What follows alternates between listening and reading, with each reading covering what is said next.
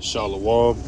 Before I get started, as always, I want to give all praise to Yahweh, Bahashim, Yahweh Shai, Bahashim, Rakakwadash. Double honors to the apostles and elders of Great Millstone while I learn this truth. Peace, blessings, and salutations to the elect out there scattered abroad, pushing this truth on the four corners of the earth, risking their lives and freedom to do so. It's a brother Tazamak coming back with a quick lesson. I'm going to call this lesson, All thy adversaries shall go into captivity. Okay, all of our enemies, all right, these heathen nations, we're gonna have dominion over them. All right, we're gonna have dominion over them. Even the super duper proud ones, and all of them are proud. Okay, because they think once Esau loses his rulership, they're gonna rule next. All these nations can see the decline of America, aka Babylon the Great. Like the scriptures say, this place was once called the hammer of the earth. After World War II, it was like an invincible force. Nobody wanted to reckon with the great Babylon the Great. Okay, and now things have changed. Things have changed in a major way. All right, the third war is brewing. Okay, we know the MOT to the what is going to get declared, and then guess what? During the third war, the Lord's going to crack the clouds. Okay, and destroy Esau. Excuse me, not destroy Esau, but he's going to obliterate the military forces that come against him, like it talks about in 2nd Ezra, the 13th chapter. All right, we're going to get beamed up before the missiles hit, come down as New Jerusalem and do our thing and take over the planet.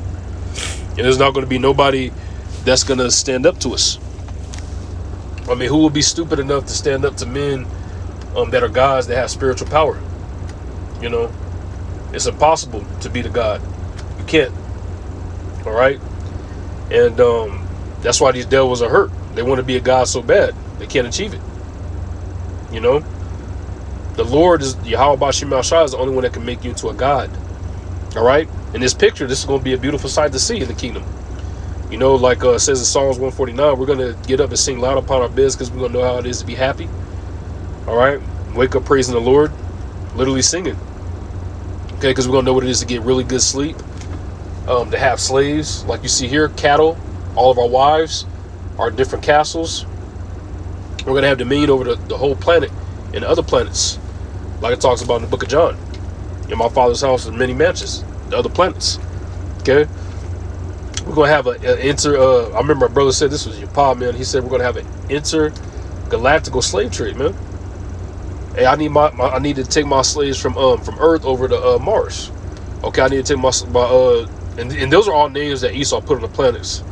Okay, by the way, just giving examples. Okay, we're gonna take our slaves from Pluto, and then we're gonna take them over to Venus. Just giving examples, right? And what a castle built up there, y'all better do it quick. They're gonna get to sleep in a nasty ass pit, infested with bugs and stuff, maybe rodents. Esau's so dirty you might try to eat them, but we ain't playing that in the kingdom. Because you guys are going to keep the laws as well. We're going to beat it into you. Okay, and then, whoever don't want to get in line, you're going to be destroyed. All right? So I'm going to get some precepts. And I'm going to start off in the book of Psalms.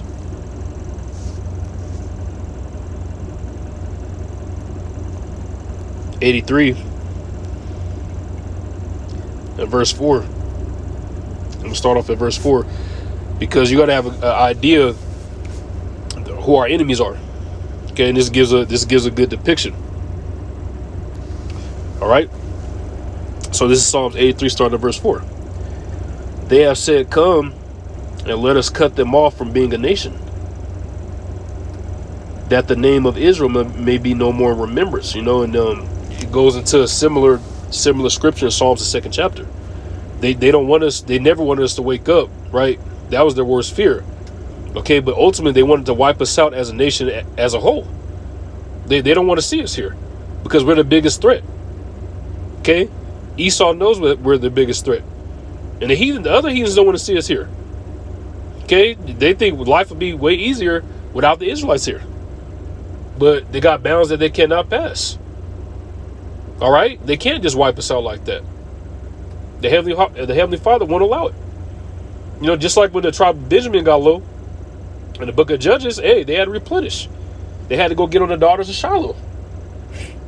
You know, because every brother didn't have a wife or a woman. All right. Verse 5. For they have consulted together with one consent. Okay, they have these demonic meetings.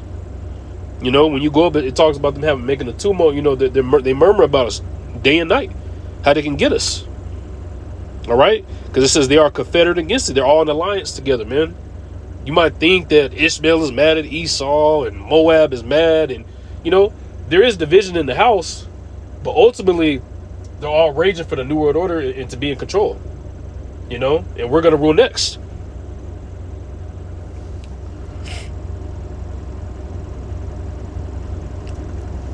It says the tabernacles of Edom, you know, Esau, and the Ishmaelites, ragheads of Moab, the Chinese. It says in the Hagarenes, Salakia, Gabal, okay, and Ammon, and Amalek. So, you know, you have the Japanese, Amalek, you know, comes from the nation of Edom, the Philistines as well. Okay, Goliath was a Philistine, them giant Africans. It says with the inhabitants of Tyre. Okay, Hamites, same scenario, but yeah, all these nations are against us. Okay, all these nations are against us. You get a good depiction right here. All right, and in the book of there you go. Yeah, I'm gonna get verse 8. Salakia. Psalms 83:8. It says, Assur also, talk about the Assyrians, is joined with them. They have hoping, okay, the children of Lot, Selah, you know, and overall they've all helped each other come against us. They've all been in alliance together. All right, they want to wipe us out and they can't. It's not going to happen. No matter how much they try, and you know, hopefully we could get them out of here. It won't work. Okay, because we're destined and set up to rule next by way of prophecy under Yahweh Bashem Yahushai, King David on down.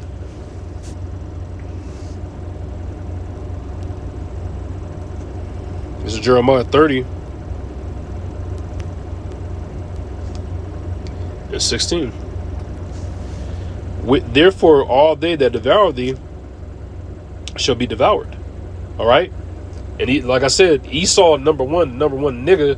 Hey, he has had it out for us. And all these other heathens as well. It's not just him. He's not just the only bad guy. All these heathens don't like us. And we're going to get our hands on y'all. We're going to work your asses like it's no tomorrow, man. All right? We're going to be breaking a lot of necks. And it says, all thine adversaries, okay, our enemies, every one of them shall go into captivity. Every one of them. Okay? You, your kids, their kids, 1,000 years is a long time. We're going to have fun too. We ain't gonna feel bad like why do we make Henry go pick cotton because we said so. Okay, it says, and they that spoil thee shall be a spoil, and all they prey upon thee I will give for a prey. Okay, so all these nations that took all of our goods, that abused us for years, because we're put in this position because of our wickedness and our idolatry and the various other things that we're doing, you know, that was evil in the sight of the Lord. But Esau took it overboard. Okay, it's a slave trade that the Arabians did too, and I can't remember verbatim, but that was gruesome as well, man. Castrating the men. We're gonna get them back, man. All right, we're gonna get Ishmael, Moab, Ammon, Chinese and Japanese. You know, all the Ham, these damn Africans. Okay, we're going to get all y'all because they were selling us in the slave. People say, oh, the African people are with us. No, they weren't. Okay, they were selling us to Esau as well. They could tell that we're not African. They knew we were Israelites. That's that new BS that they come up with in America. African, American, black. Trying to throw these terms on us to throw us off from who we are. Hide us from our heritage. Hide us from who we are. Okay, the Lord's going to give them to us for a prey. And like I said, we're not going to feel bad doing it, man. I'm going to get this next in the book of Psalms 2 and I'm going to start at verse 8. Ask of me, and I shall give thee the heathen, these other nations, for thine inheritance, and the othermost parts of the earth for thy possession. Okay, let's read this in the NLT. Psalms 2 and 8. Only ask, and I will give you the nations as your inheritance. So this is our inheritance, okay? We're gonna inherit what the Lord gets. All right? And one of those are the heathens and slaves. It says the whole earth as your possession. We're gonna have dominion over the earth, okay? And it doesn't say it right here, but we're gonna have dominion over all the planets. All right?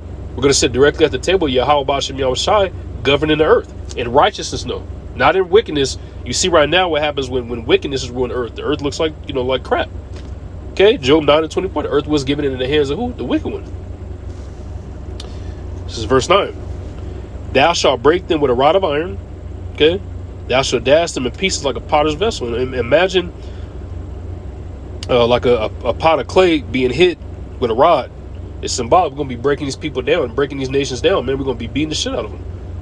And it's going to be with ease. Because if you hit like a clay pot with a hard object, it's going to bust easy. The material's made out of.